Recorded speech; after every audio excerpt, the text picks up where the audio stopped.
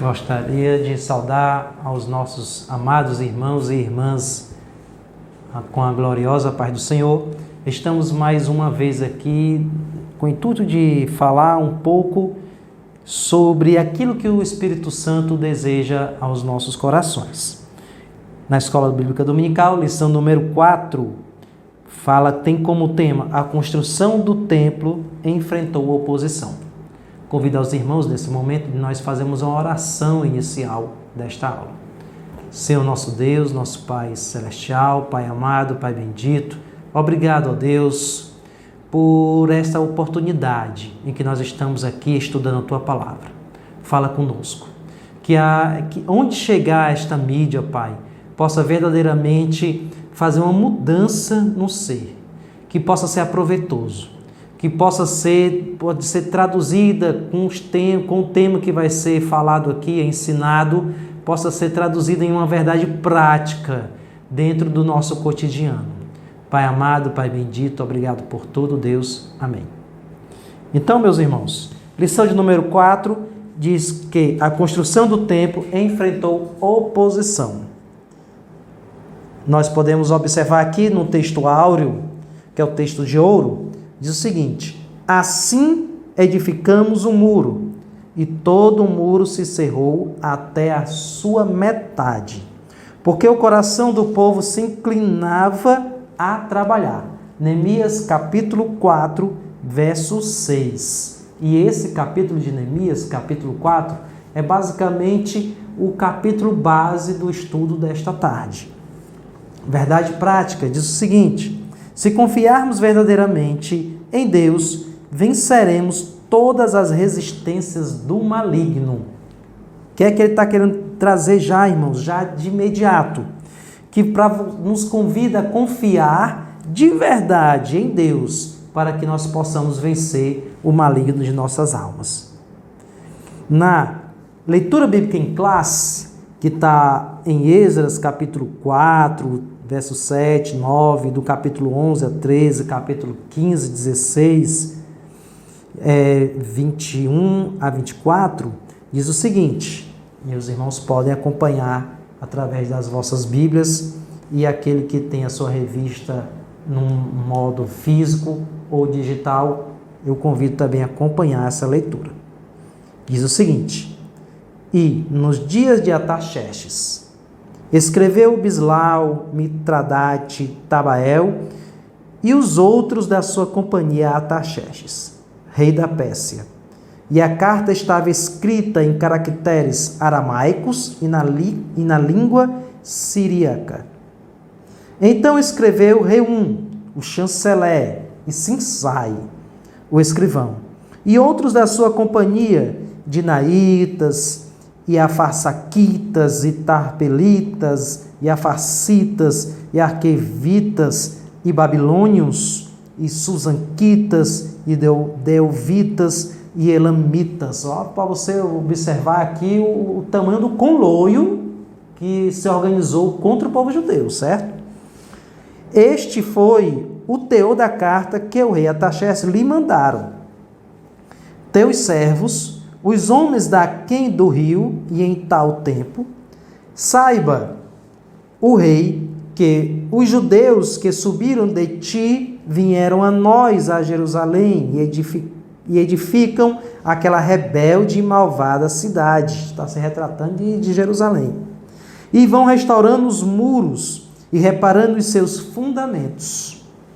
Agora, saiba o rei que se aquela cidade, Jerusalém, se reedificar e os muros se restaurarem, eles não pagarão os direitos, os tributos e as rendas, e assim se danificará a fazenda dos reis. Isso daqui já é a mentira construída por esse povo. Para que se busque no livro das crônicas de teus pais, e então acharás no livro das crônicas e saberás que aquela foi uma cidade rebelde e danosa aos reis e províncias, e que nela houve rebelião em tempos antigos, pelo que foi aquela cidade destruída. Nós, pois, fazemos notório ao rei que, se aquela cidade se reedificar e os muros se restaurarem desta maneira, não terá expulsão alguma desta banda do rio. Agora, pois, dai ordem para que aqueles homens parem, a ordenança do rei, Jaque, a fim de que não se edifique aquela cidade, até que se dê uma ordem por mim. E guardai-vos de cometerdes erro nisso, porque cresceria o dano para prejuízo dos reis? Então, depois que a cópia da carta do rei Artaxerxes se leu perante Reum e Sinsai, o escrivão, e seus companheiros apressadamente foram eles a Jerusalém, aos judeus, e os impediram à força de braço e com violência. Então cessou a obra da casa de Deus, que estava em Jerusalém, e cessou até o ano 2º do reino de Dário, o rei da Pérsia, onde nós vamos ver que Deus dá continuidade ao povo judeu na reconstrução do templo. Então, meus amados, no texto áureo da lição de hoje, diz o seguinte, Neemias, lá que se encontra em Neemias capítulo 4, versículo 6. E de antemão, eu reforço que esse capítulo no livro de Neemias vai ser o capítulo base do nosso estudo. Diz o seguinte, assim edificamos o muro, e todo o muro se cerrou até sua metade, porque o coração do povo se inclinava a trabalhar. Neemias 4, versículo 6. Verdade prática, aquilo que podemos trazer para a nossa prática. Se confiarmos verdadeiramente em Deus, venceremos todas as resistências do maligno. Então, já a prática desta aula te convida a confiar verdadeiramente em Deus, que é somente assim você vai conseguir vencer, nós conseguiremos vencer todas as resistências do maligno.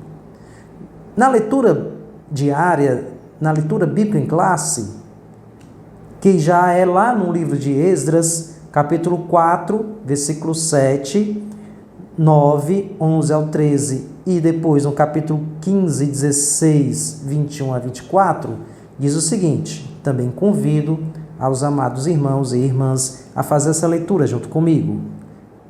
Esdras, capítulo 4, versículo 7. E nos dias de Artaxerxes, escreveu Bislau, Mitrodate, Tabael e outros de sua companhia a Artaxerxes, rei da Pérsia. E a carta estava escrita em caracteres aramaicos e na língua siriaca. Então escreveu Reum, o chanceler, e Sinsau, o escrivão, e os outros da sua companhia, dinaitas e afazaquitas, tarpelitas, arfazitas, arquevitas, babilônios, susanquitas, delvitas, elamitas. Este, pois, é o teor da carta que o rei Artaxerxes lhe mandaram. Teus servos, os homens daquém do rio, e em tal tempo. Saiba o rei que os judeus que subiram de ti vieram a nós a Jerusalém e edificaram aquela rebelde e malvada cidade. Estamos referindo aqui a Jerusalém. E vão restaurando os seus muros e reparando os seus fundamentos.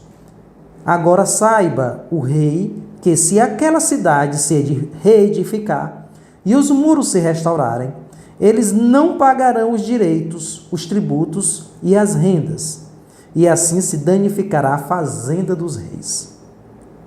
Para que se busque no livro das crônicas de teus pais, e então acharás no livro das crônicas, e saberás que aquela foi uma cidade rebelde e danosa aos reis e províncias, e que nela houve rebelião em tempos antigos, pelo que foi aquela cidade destruída. Nós, pois, fazemos notório ao rei que, se aquela cidade se reedificar e os seus muros se restaurarem desta maneira, não terás porção alguma desta banda do rio. Agora, pois, dai ordem para que aqueles homens parem, a fim de que não se edifique aquela cidade, até que se dê uma ordem por mim. Guardai-vos de cometerdes erro nisso, porque cresceria o dano para prejuízo dos reis. Então, depois que a cópia da carta do rei Artaxerxes se leu perante Reum e Sinsai, o escrivão, e os seus companheiros, apressadamente foram eles a Jerusalém, aos judeus, e os impediram à força de braço e com violência. Então cessou a obra da casa de Deus, que estava em Jerusalém, e cessou até ao ano segundo do reinado de Dário, rei da Pérsia. Amém, irmãos? Essa leitura, amados irmãos e irmãs, já fala muito em si mesmo. Nós estamos aqui observando um verdadeiro conluio entre povos inimigos dos judeus, que bolaram uma estratégia, um estratagema, mergulhado no maligno para que aquela construção do templo e o encerramento da construção dos muros de Jerusalém parasse, fosse interrompido, certo? E chegaram até ao rei Artaxerxes, rei da Pérsia, para que eles pudessem acabar, com a construção desta obra, desta construção. E aí nós vamos ver com o decorrer da aula que nós temos aqui vários ensinamentos que podemos trazer para os nossos dias. Mas antes, eu gostaria de entrar em um cenário histórico para que os irmãos pudessem ter mais firmeza daquilo que nós estamos falando, nós estamos comentando nesta tarde. O cenário histórico diz o seguinte: os judeus passaram por volta de 70 anos em cativeiro na Babilônia. O rei persa, o rei Ciro, conquista a Babilônia, derrota Nabucodonosor. E o modus operandi de conquista persa, ele é diferente do modus operandi da conquista assíria, certo? Como é que é o modus operandi da conquista persa?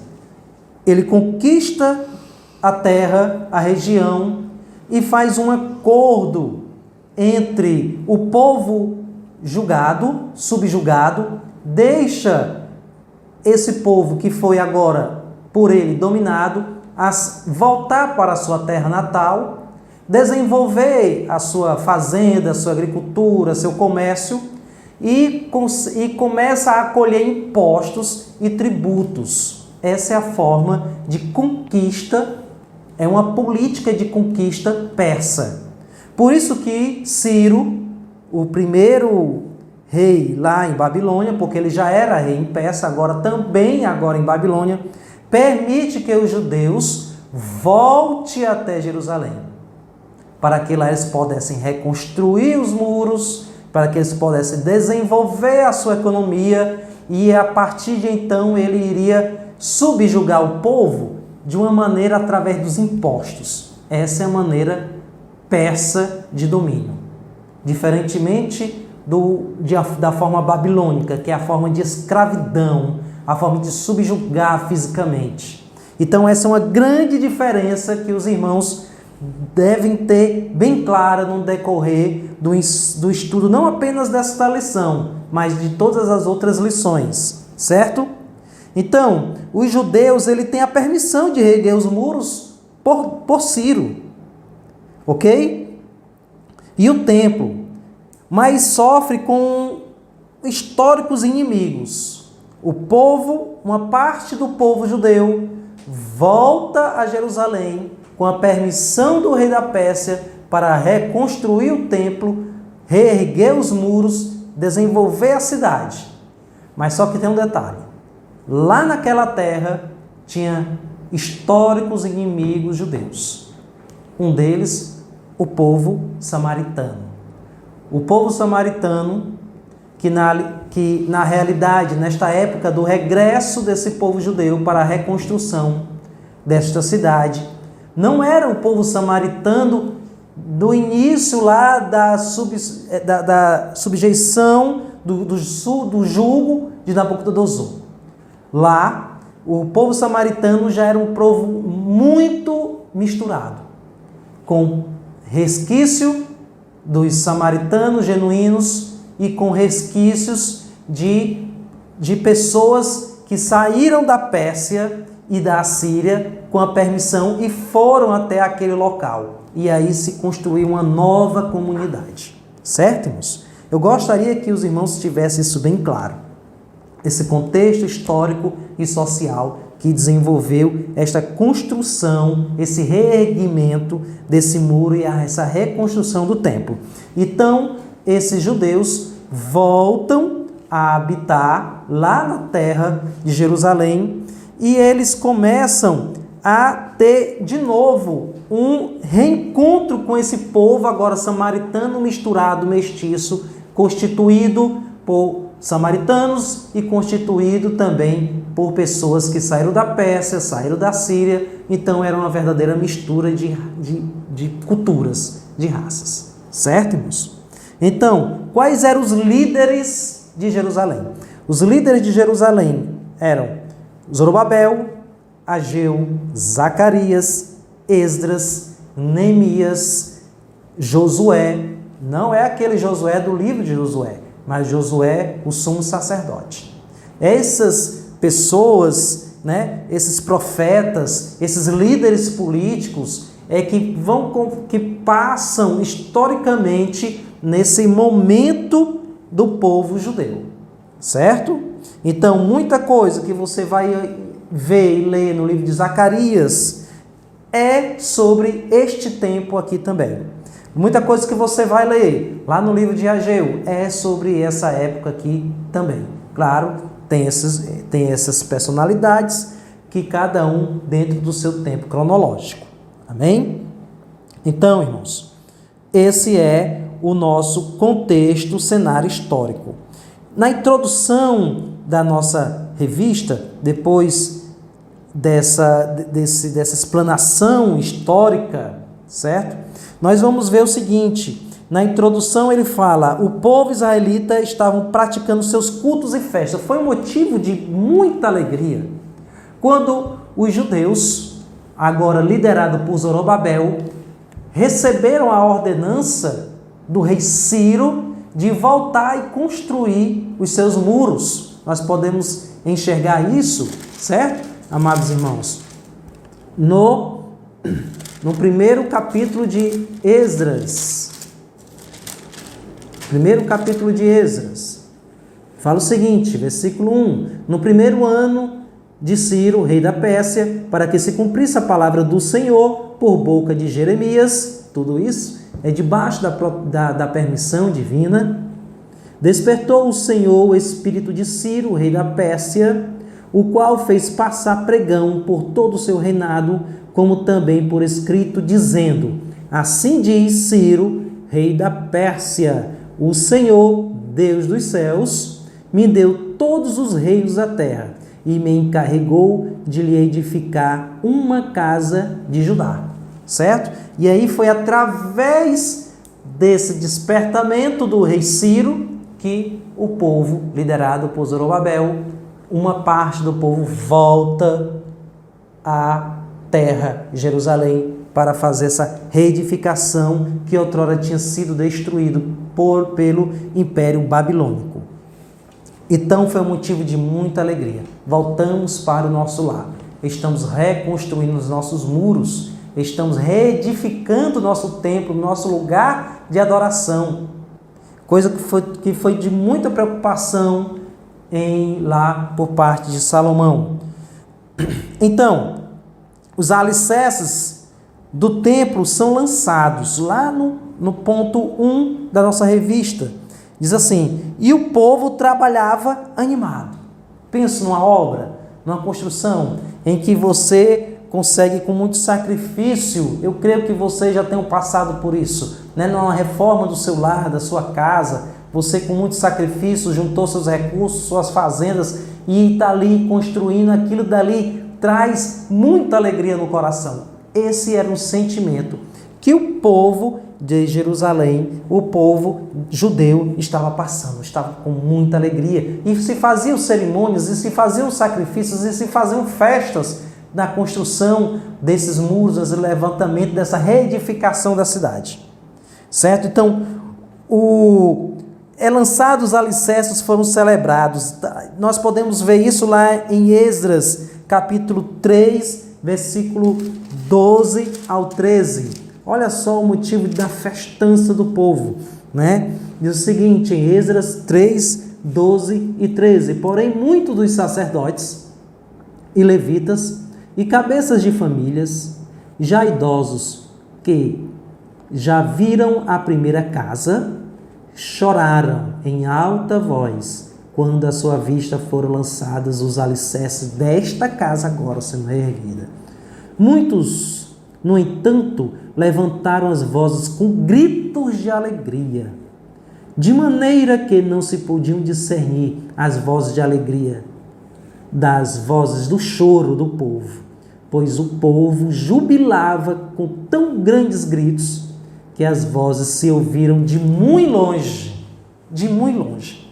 A festa era grande. Dos idosos que lembraram daquele templo antes da chegada de Nabucodonosor, e vendo agora sendo reerguido, sendo lançados os alicerces, e com a alegria dos mais novos, dos moços. Então, se foi uma festa do céu, né? Uma festa mesmo que chamou a atenção. Chamou a atenção. Isso daqui é um grande ponto, né? Chamou a atenção também dos inimigos, né, irmãos? Nós podemos ver que infelizmente, tem muita gente que não se alegra com a nossa alegria. E isso não é de Deus. Nós temos que se alegrar com a alegria dos outros. E temos que chorar com o choro dos outros. Compartilhar sentimentos, né? Mas esse sentimento aqui, essa festa, se escutou de longe. E então aquele povo, lembra lá daquele povo dos samaritanos misturados e com aqueles outros aqui que foi representado também na leitura bíblica em classe. Todos esses povos aqui, inimigos judeus, começaram a se perturbar com essa alegria. Começaram a se preocupar, porque eles eram historicamente inimigos. Amém? Então, meus amados, a reedificação do templo. Entrando aqui um pouco sobre esse subponto 2, a reedificação do templo. Traçando um paralelo com a reedificação daquele templo, com a igreja hoje, que essa é a nossa preocupação também, que é feita. E a igreja hoje? A igreja hoje, irmão. A igreja é feita de muros, de colunas. Claro, é evidente que nós precisamos de um local para nos reunirmos. E nós temos saudade da época que nós nos reunimos na união, na comunhão, no pegar da mão, né? Porque isso é uma ordenança de Deus também. Mas a igreja hoje, ela é eu, você e esse espírito de comunhão entre os irmãos, certo? Ela é feita pela união, comunhão entre os irmãos. E isso é um mistério. E isso é um mistério, certo? Um mistério com a reedificação do templo e esse mistério com aquilo que o Espírito Santo, que é o dono da igreja, quer para nós. Mistério por quê? Foi o Ciro, o rei da Pérsia. Não foi um rei judeu. Um rei persa, certo? Que despertou nele esse espírito voluntarioso de liberar o povo judeu, seguindo, claro, a sua política, mas, como eu disse, tudo é dentro da permissão divina, certo? Que liberou o povo. Então já é um grande mistério isso daí. Interesse da construção do templo em Jerusalém, certo, irmãos? Através da política conciliatória que desempenhava pelos povos conquistados. E o que é que o Espírito Santo quer que a igreja hoje? Que ela seja edificada por Cristo através da palavra. Eu, você. Nós devemos ser edificados por Cristo através da palavra de Deus. Ele quer que nós tenhamos um sentimento de reverência, nos reverenciar, saber que Ele é maior do que nós, realmente ter a atenção e observar Deus no lugar que Ele sempre esteve, sempre está e sempre estará, que é a oposição, que é a posição de onipresença, de onisciência, de onipotência. E saber e considerar isso. E ter reverência com isso. E o Espírito Santo de Deus quer também de mim e de você, que nós somos igreja, é ter um adestramento. Por que ter um adestramento? Porque nós somos uma ferramenta do reino de Deus aqui na terra. Nós somos um instrumento, cada um com os dom que Deus deu, que Deus concede. Com o dom de louvar, com o dom de pregar, com o dom de ministrar, com o dom de ofertar. Então, cada um com os dons que Deus concede, porque o dom não é da pessoa, o dom é de Deus, que é concedido por cada um, que Ele deliberar dar. Claro que basta nós buscarmos esse dom, certo? Por isso que nós somos um instrumento no reino de Deus aqui na terra. Por isso que nós precisamos ser adestrados, conforme a palavra do Senhor. No ponto 2, melhor dizendo, os samaritanos opõem-se à construção do templo. Agora nós vamos ver como é que se deu essa oposição dos samaritanos. Os samaritanos já estavam lá, como eu já disse anteriormente. Não foram cativos por Nabucodonosor. Eles eram uma espécie de mistura. Eles eram pagãos. Interessante como eram esse povo samaritano. Eles eram pagãos que adoravam outros deuses, mas temiam ao Senhor Jeová.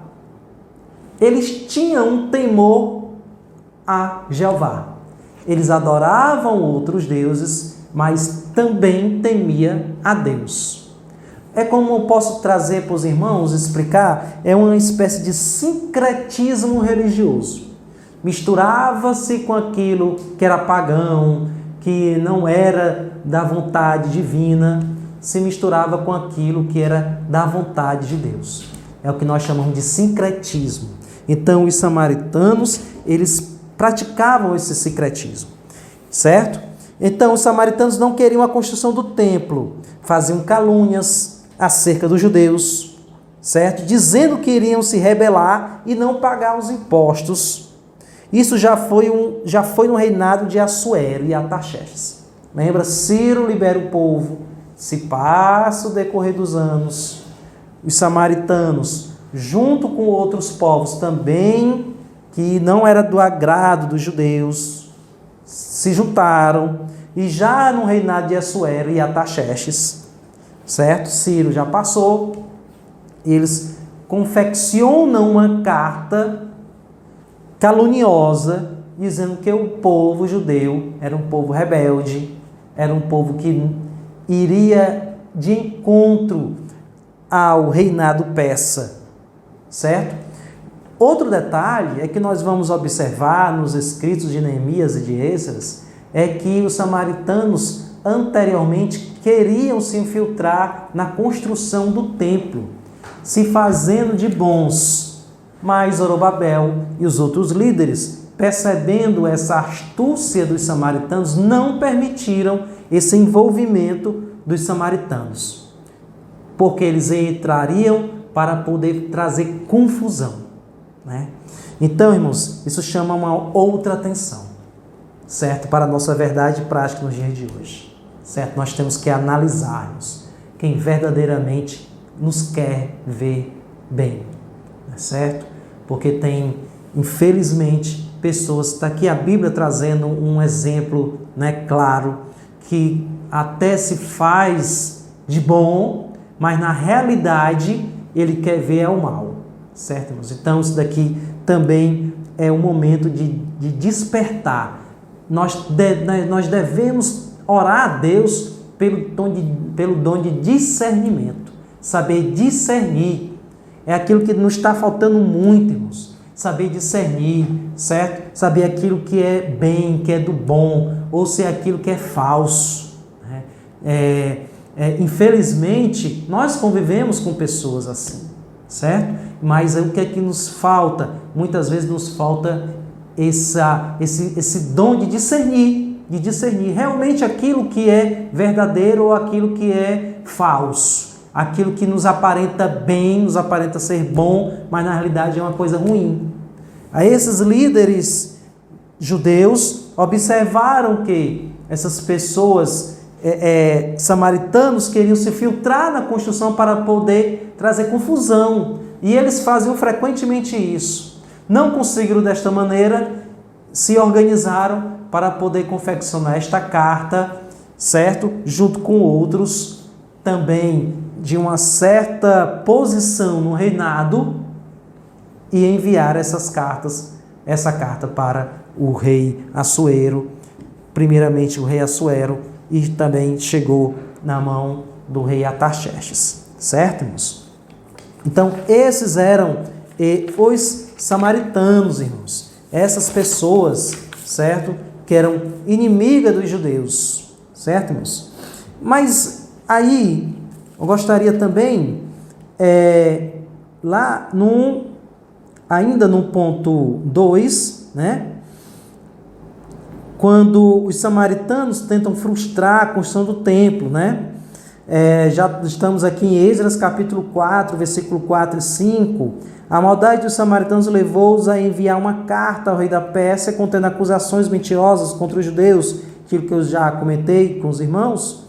O rei que recebeu aquela carta não conhecia bem o assunto, não era o rei Ciro, já era outro rei, e mandou para a obra. Ele mandou para a obra. E nós observamos que na leitura bíblica a obra foi parada, a obra parou, certo, irmãos? A obra parou. Aí nós observamos alguma discussão teológica, é assim, se aqueles líderes judeus tinham a permissão, o edito do rei Ciro, né? Com a permissão de construir, fazer essa construção. E se nós temos aqui um outro fazendo um reedito, certo? E a obra parou e nós não vamos observar, infelizmente, primeiramente aqui, no decorrer cronológico da história, que o povo não se volta a Deus, certo? Zorobabel ficou assim, totalmente desnorteado, junto com o sacerdote Josué, certo? E para a obra, os inimigos dos judeus conseguiram êxito. Mas nós não conseguimos enxergar nenhuma resistência do povo judeu.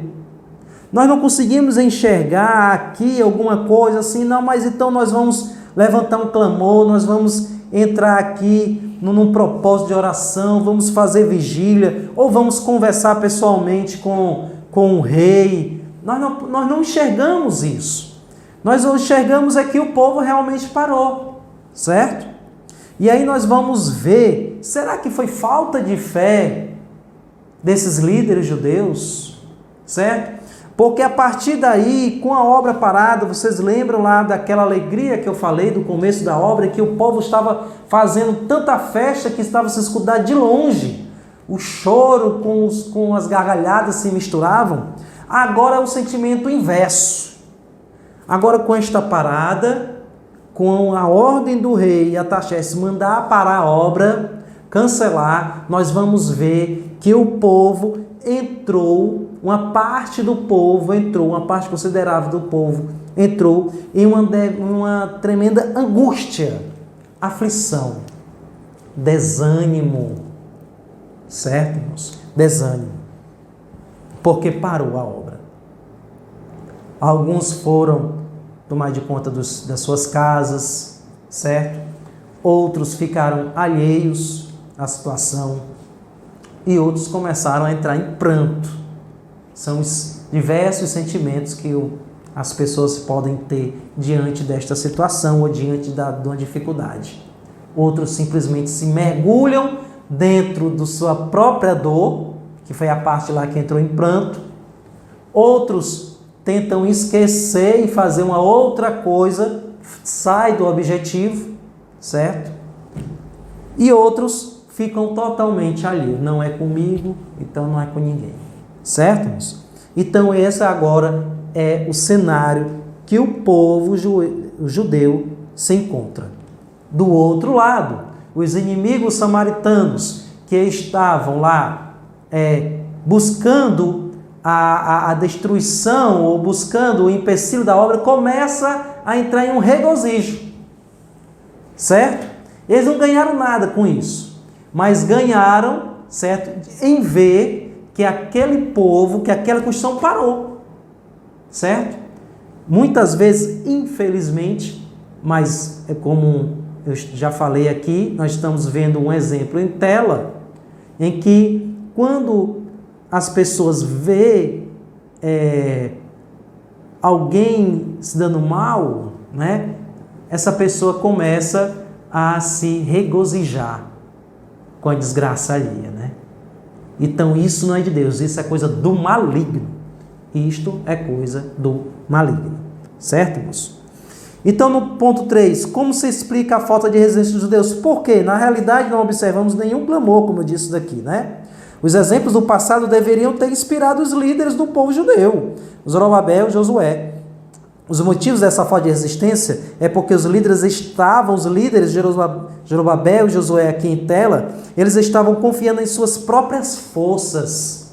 Eles estavam construindo aquele muro e assim, Zorobabel é um líder político, então eu tenho influência dentro do reinado, por isso que ele deixou eu fazer aqui esta obra. Josué é porque eu sou da linhagem de Levi, sou levítico, sou o sumo sacerdote e por isso eu estou na minha posição. Completamente errado. Né? Completamente errado. O nosso trabalho em toda a nossa área de vida, irmãos, é banhada pelo lado espiritual também. Não é apenas se baseia apenas na nossa força, na nossa possibilidade humana, não. Porque se você colocar apenas credibilidade na sua condição física, você vai ficar igual ao Zorobabel. Entrou em praticamente uma depressão. Porque ele viu que as suas possibilidades humanas não surtia mais efeito. Não surtia mais efeito. Certo?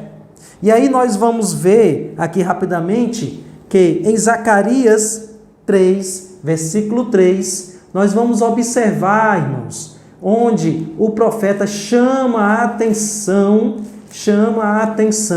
de Zorobabel e de Josué. O profeta, Deus levanta o profeta Zacarias, certo? E tem dito para ele, certo? Zacarias 3:3 diz o seguinte: ora, Josué, trajado de vestes sujas, estava diante do anjo. E lá no 4, versículo 6, diz o seguinte: prosseguiu ele e me disse: esta é a palavra do Senhor a Zorobabel, não por força nem por poder, mas pelo meu Espírito, diz o Senhor dos Exércitos. Não é pela condição humana, mas sim pela ordenança e direção de Deus, o Senhor dos Exércitos. É isso que nós temos que aprendermos. No último ponto 4, diz o seguinte: reação dos samaritanos quando os judeus cessaram a obra. Olha só, observou-se a tristeza dos judeus e a alegria dos samaritanos. Não nos entregamos ao desânimo. Se você está aqui, certo? Assistindo esta aula, nós já estamos encerrando, que está entregue ao desânimo, eu quero te falar, não se entregue ao desânimo. Se entregue a Deus. Faça totalmente diferente daquilo que o povo, os líderes judeus fizeram. Certo? que simplesmente abaixaram as mãos, encostaram os instrumentos e pronto, e acabou. Não faça isso. Certo, irmãos? A mensagem dessa tarde é: não se entregue ao desânimo. Se a situação está ruim, está complicada, entregue-se a Deus, ao Senhor dos Exércitos. Como daqui dizendo em Zacarias capítulo 4, versículo 6. Certo, irmãos? Versículo 6. Não por força nem por poder, mas pelo meu Espírito, diz o Senhor dos Exércitos essa tarde. Amém? Então, meus amados irmãos, eu gostaria apenas agora de ler a conclusão e partir para a parte final da aula, certo? Diz o seguinte.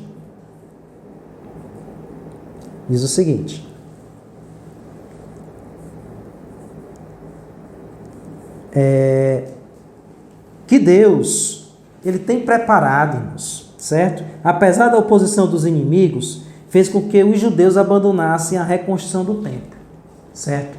Mas só que Deus vai dar um escape. Deus dá o escape. Na sua situação difícil, se você entra desanimado, se entrega ao Senhor, que Ele vai te dar o escape. E isso vai ser assunto, irmãos, na próxima lição. Na próxima lição, na lição que tem o título Zorobabel recomeça a construção do templo, você vai enxergar o agir de Deus nesse exemplo em tela. E você vai enxergar também o agir de Deus na tua vida. Amém? Então eu gostaria nessa tarde convidar a todos a acompanhar comigo uma oração para nós encerrarmos a aula de hoje. Certo? Fazendo um agradecimento aqui ao irmão Daniel, que fez aqui esse acompanhamento através das mídias. Certo, irmãos? Coloca a tua aflição, o teu problema na mão do Senhor neste momento. Ele vai te livrar. Seu nosso Deus, nosso Pai amado, Pai bendito, Deus de infinita misericórdia. Obrigado, ó Deus, por essa oportunidade, ó Pai, do Senhor falar conosco, Deus. Do Senhor nos trazer esse exemplo que aconteceu há tanto tempo atrás, Senhor Jesus. Mas que possamos, que é totalmente aplicável no dia de hoje. Ó Deus, eu te apresento, ó Pai, as pessoas que se encontram desanimadas nesse momento. Ou por causa de doença, ou por causa de motivo financeiro, ou por causa de perturbação de relacionamento dentro de casa, ou qualquer problema que possa ter trazido desânimo para a vida do meu irmão, da minha irmã. Deus, ó Pai, eu oro a Ti, ó Deus, que o Senhor vá lá, ó Deus, e entre com providência na casa desse meu irmão, da minha irmã. Ó Pai amado, Pai bendito, que ele possa encontrar em Ti, ó Deus, força, vigor, ó Pai, que ele possa continuar essa jornada, ó Deus, e que ele possa, ó Pai, calar os inimigos, ó Pai, que nesse momento está zombando, ó Pai, dele por causa dessa situação. Os inimigos vão ver, ó Deus, a vitória, porque ele verdadeiramente confiou no Deus dos impossíveis, que é o Senhor, nosso Deus, Jeová. Pai amado, Pai bendito, obrigado, ó Deus, abençoa minha família, ó Pai, os meus pais, os meus filhos, a minha esposa, ó Deus, ó Pai amado, Pai bendito, o Senhor sabe, ó Pai, que nós somos dependentes de Ti. A igreja que Te louva, que Te clama, ó Deus, que o Teu Espírito Santo possa sempre estar de braços, ó Pai, estendidos para abençoar o Teu povo. Pai amado, Pai bendito, desde já eu Te oro e Te agradeço. Amém.